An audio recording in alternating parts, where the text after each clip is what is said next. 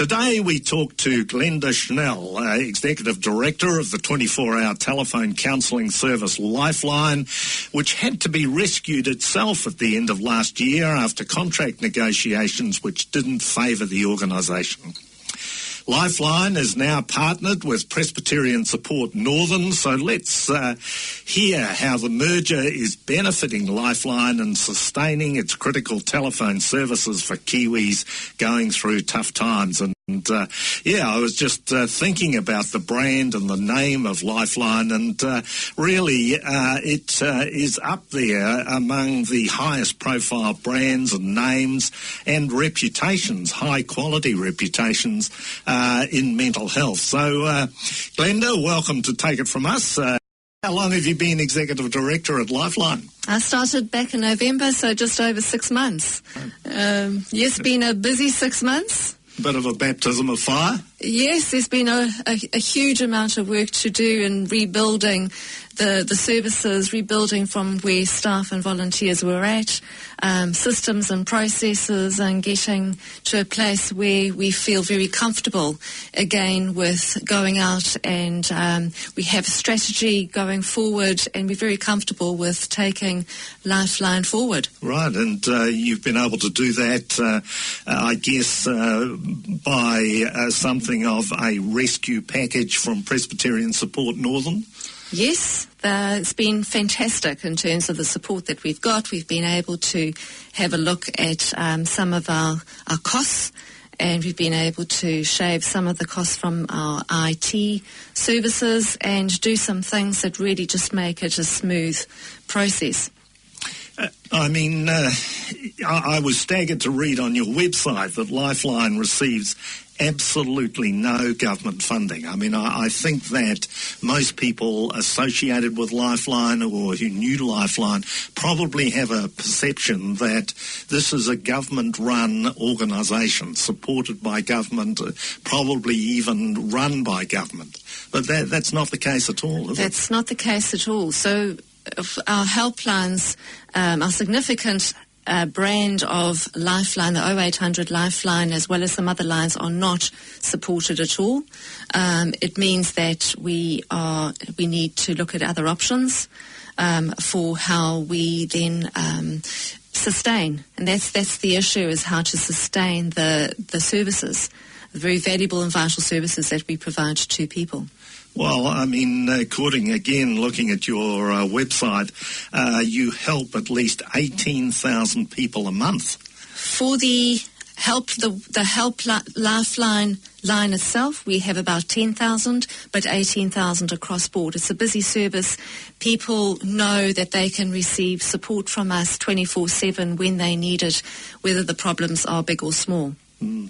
Well, I was a volunteer. I started on Men's Line, in fact, a long time ago when I was involved with Essentially Men, and I think Men's Line was kicked off about the time that I was involved in men's groups through Essentially Men, and so I was one of the volunteers with Men's Line, but I used to sit there and we used to get very few calls, and I'd hear how busy the people were on Lifeline, so I made a transfer across, but it's demanding work as a volunteer, So it requires a lot of training and refresher courses and also a commitment at sometimes hours that aren't too socially friendly. That's right. So we have paid staff that sustain the services, and particularly the overnights. We don't tend to find that volunteers like that unsociable time at all. But our volunteers are lifeblood of the service, and they have very good training. Before we started the interview, you mentioned two critical things about Lifeline, and that is that it's national and it's very much community. Would you like to say a little more about that? We have branches in Christchurch and Auckland.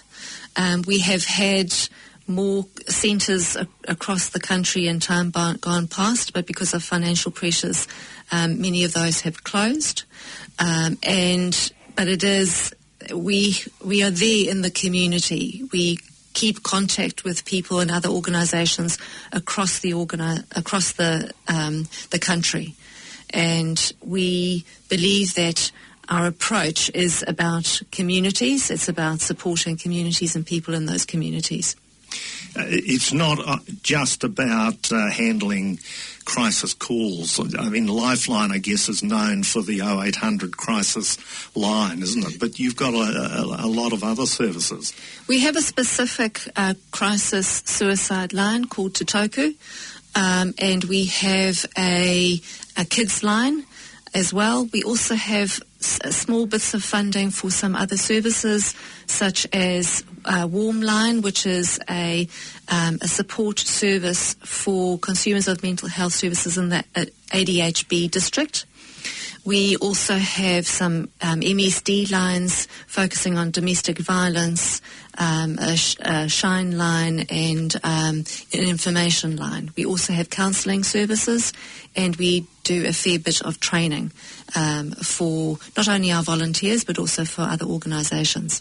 Mental Health Radio, take it from us, and we're talking to the Executive Director of 24-hour telephone counselling service Lifeline, Glenda Schnell. And back in December of last year, Presbyterian Support Northern and a Lifeline came together, and that has certainly been a lifeline for us in terms of taking it forward and having a strategy that will take us forward into some very exciting times ahead. Mm-hmm. So that merger is, about 6 or 7 months old now, and it's bedding down well, is it? It is. We've got a strategy. We're moving forward. We've got all our systems and processes in place.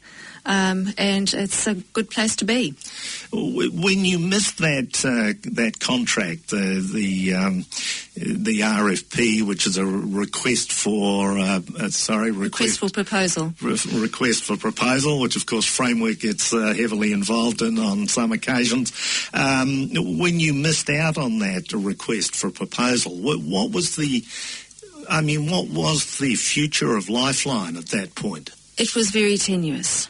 So with the loss of a major contract as we had, it meant that Lifeline needed to do things differently, and it needed to just really reduce its core functions, and it lost a lot of people.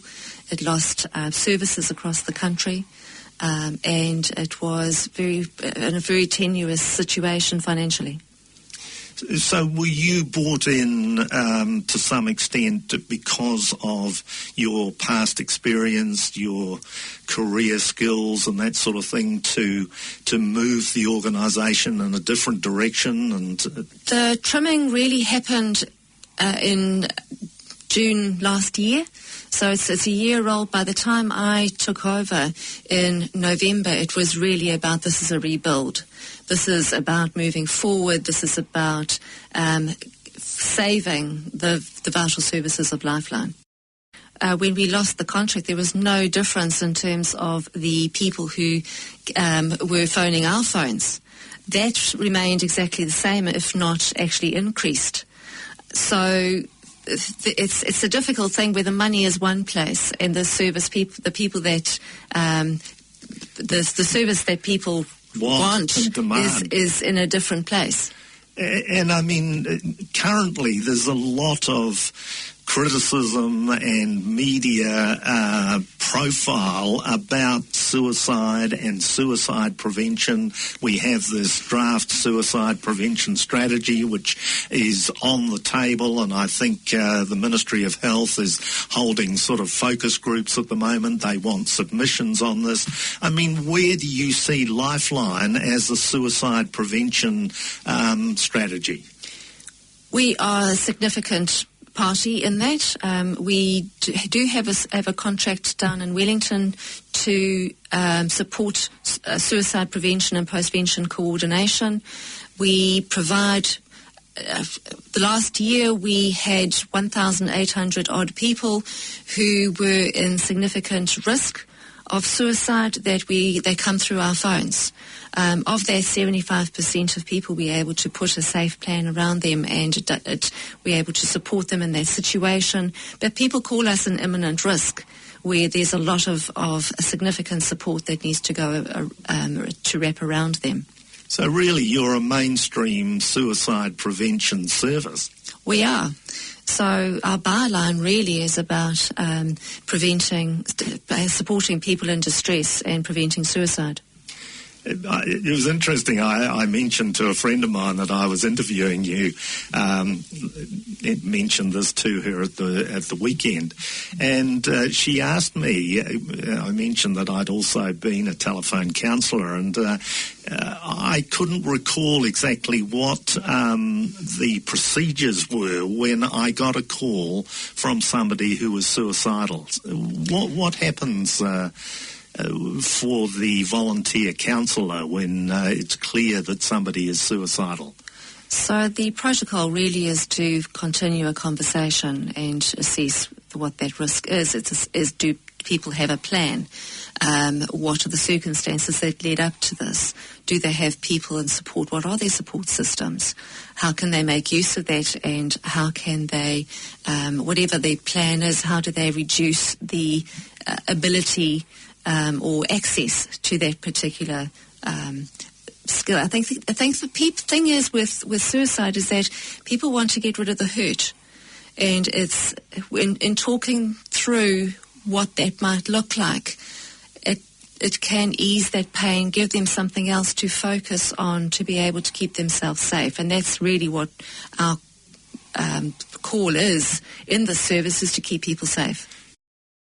But other people call for various other different reasons. So people call because they are having difficulties in their relationships. People call because they're feeling low and depressed, and they are having some life challenges. People call because they are lonely. People call because there are some significant health issues that they're trying to process. People call because they're anxious. There are a number of different reasons why people call us. The wonderful thing, though, is that normally you can get through almost immediately and have somebody to talk to. But, like as I'm reading the mental health services at the moment, even the Director of Mental Health in his annual report declares that it could take from 3 weeks to 8 weeks to get to see a crisis service. It's just outstanding, the length that people have to go to get the services that they need. And for us, that's where our place in the world really is people who are in need but perhaps don't feel like they meet the criteria for mental health services, or waiting those 3 weeks is just too long. They've got that pain, they need to talk it through. People need to be talking about their issues. I think people need to be saying that they want more. There's, in many respects, there's been a lot of promotion for people to actually speak about their issues, speak and be open about their pain. And at the same time, there's nowhere to take that pain to, accepting services like we have with Lifeline. Well, that's surely, you're the ambulance at the top of the cliff, aren't you? Whereas I think some of the mental health services are the ambulance at the bottom of the cliff. For many people, we are also at that bottom of the cliff, but we really want to be able to support people when they are not at that point, but they are needing to talk through some of their issues before it gets to a point where their pain is so far developed that they are needing something else. Well, isn't that the whole crux of Lifeline, that you're an intervention service, that you can provide support, that there's somebody there to talk to, that person may have some wellness suggestions?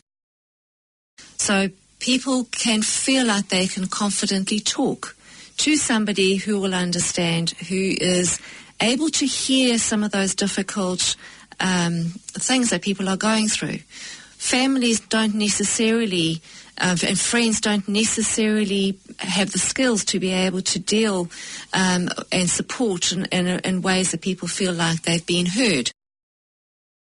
Life can throw many curveballs, and we need to just keep perspective on what's important in life. Yeah. I guess the people that come to Lifeline reflect the major issues, the major social issues, and rents and the cost of housing in Auckland or even throughout New Zealand now are major pressure points, aren't they? That puts pressure on many people.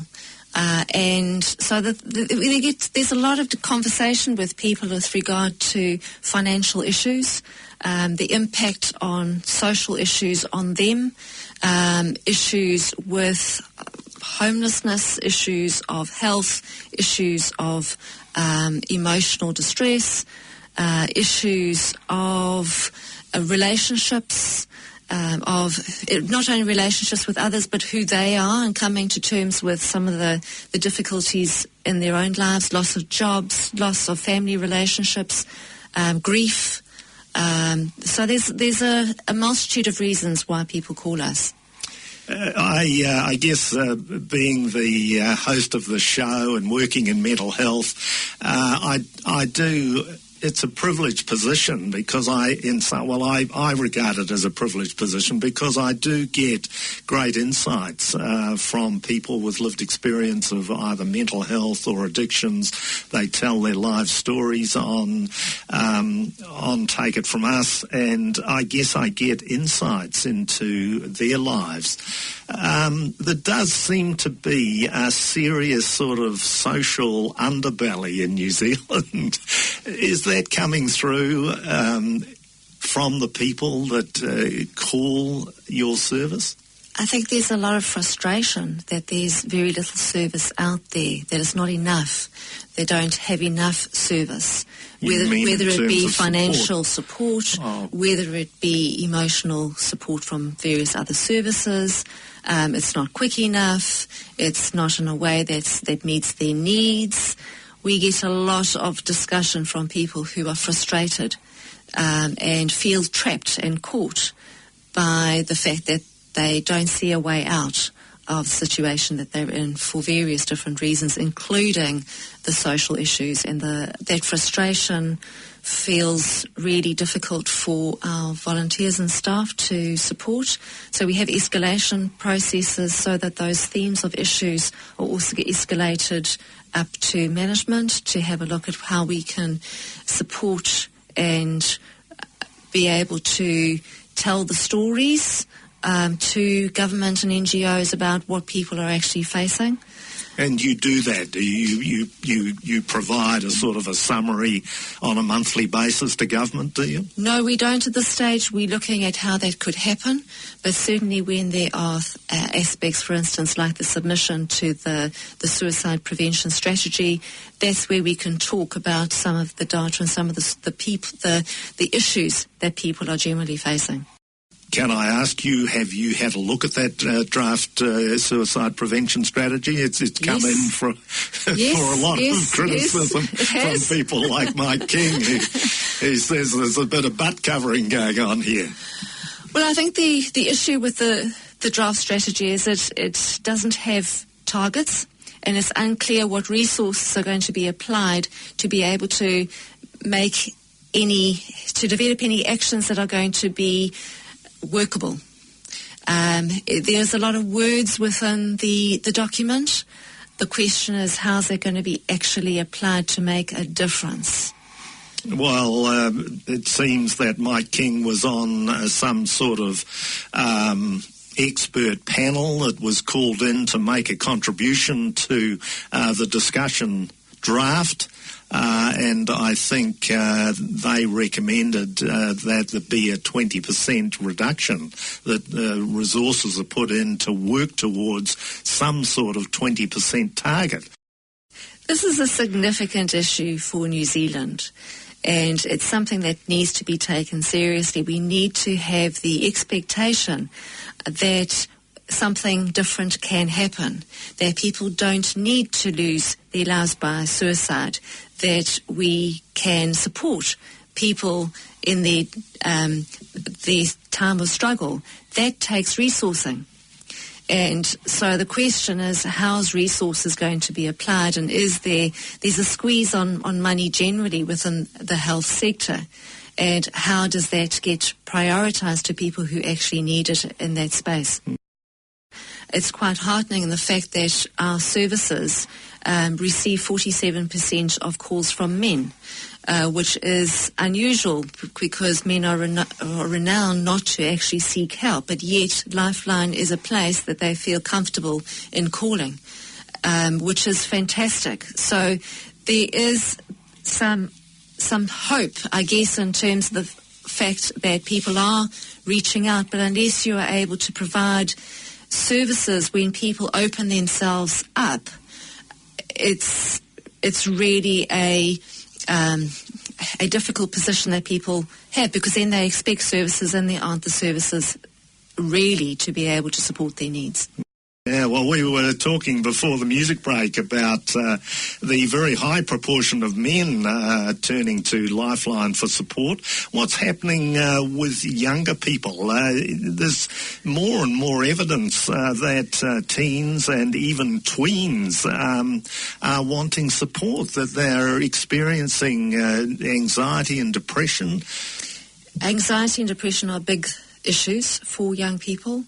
And last year, 11% of our callers in were under the age of 20, which is a huge amount of people. And when we have a look at people who are calling at risk, people under the age of 20 make up 30% of those callers, which is significant. Sorry, just to clarify that again.